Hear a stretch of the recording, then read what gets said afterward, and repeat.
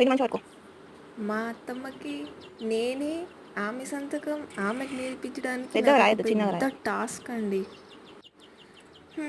ఏం చేద్దాం పాపం, ఆమెకు కనీసం పెన్ను కూడా పట్టుకోవడానికి వస్తలేదు.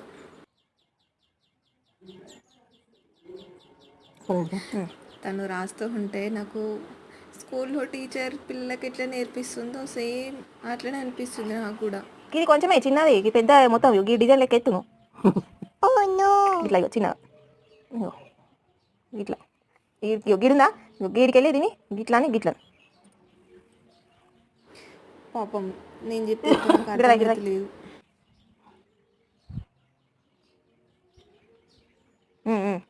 ఇప్పుడు కరెక్ట్ వచ్చింది. కొంచెం ఇటన్ ఇగో గిడ గిడ అంటి, కొంచెం గిదానికి అంటి గిడ. ఇప్పుడు గిట్లా పెట్టు, గిట్లా పెన్ను మంచిగా పట్టు, పెన్ను మంచిగా పడతలేవు. ఇగో గిట్లా దిద్దు కొంచెం కింది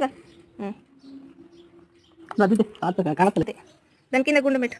కింద గాని కింద కాదు, కొంచెం ఇటన్ పెట్టాలి. ఇంకా తుడపకు మళ్ళా, అది తుడిపేసేది కాదు. కొంచెం ఇటన్ పెట్టు, వేరే వేరే దగ్గర రాయి. అది కొట్టే ఇక అది వేరే దగ్గర రాయి, వేరే దగ్గర రాయి. రాయి ఇప్పుడు నేను చూపించాను కదా, ఫస్ట్ గిది పెట్టి దాని తర్వాత గుండం పెట్టు.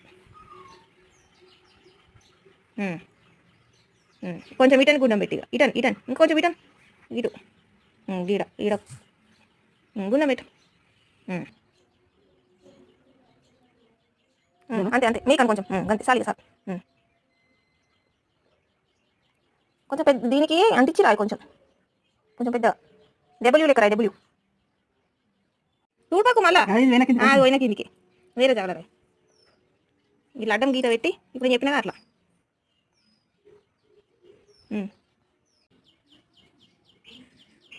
సున్నా కాదు, గిది గిది ఇగో గిది ఇలా రాయొచ్చు ఇంకోటి కోన కోన కాదు అత్తమ్మా, ఇగో ఇట్లా తూడిపే రాదు, అది పెన్ను వేరే జాగలో రాయు. తూడిపేస్తాను, పెన్సిల్ కాదు పెన్ను, అది తూడిపే రాదు, వేరే జాగలో రాయి. ఇట్లని ఇట్లని ఇట్లా కొట్టేయకు, దాని పక్కకు రాయు.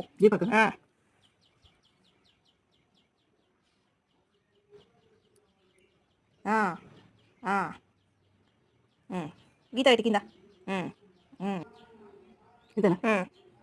అంతే కరెక్ట్ రాసినావు. కొంచెం కిందికి రాయి, కొంచెం కిందికి ఇంకా రాయి.